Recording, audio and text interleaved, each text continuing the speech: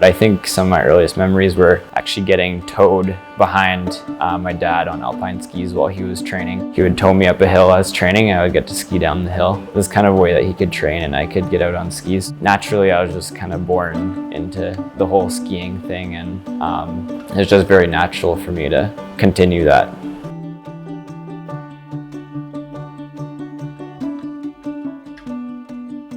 When I was born, my uncle and my dad were two of the best skiers in Canada, and so was my mom. My dad had gone to the '98 Olympics and then transitioned to Paralympic skiing to guide my uncle Brian, and together they went on to win multiple Paralympic medals. My mom went to 3 Olympic Games, 2 before I was born and then a subsequent one in 2006 after I was born. When I was growing up, my parents put me in a lot of different sports because they knew it was really hard to be a cross-country skier, and they wanted to expose me to other sports just to make sure that I could find something that I like to do. The biggest moment that made me decide I wanted to be a cross-country skier was watching my uncle and my dad compete in 2010 at the Paralympics. Just seeing like the whole environment of having, you know, a really big event at home and people competing for Paralympic medals. That really just sparked a fire in me that's what I want to do with my life too, and I really wanted to pursue cross-country skiing as a career and see how good I could become and try and become one of the best in the world. Going into the 2020 World Juniors, we had some good results, and so we knew we had a good team. We'd all been top 30. We had, of course, Remy, who was really strong. I was skiing leg 1 and I was super nervous. You know, when you're in a relay, there's a little bit of extra pressure that you put on yourself because there's 3 other teammates on that team with you.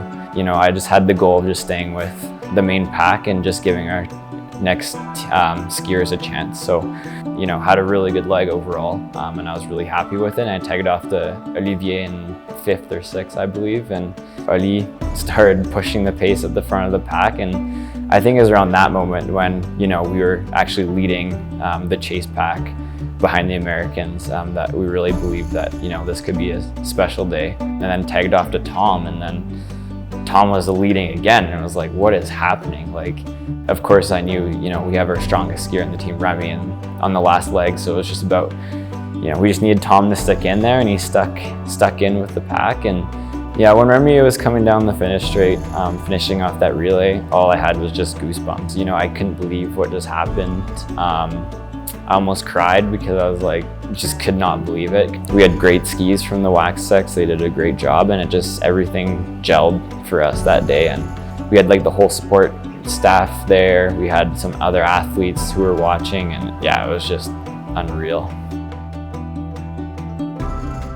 Going back to Whistler for World Juniors this year, 13 years after I got to watch my dad and uncle compete, I think it's going to be very special for me to get to wear, you know, the Canadian suit on the same course that I watched them wear that Canadian suit. I'm going to really try and just cherish every moment of it because I think it's kind of like a cool full circle moment. We've built up a lot of momentum over the past few years, and the athletes are all ready. We've got a great support staff helping us out. We're going into this year believing that Canada can be on the international podium.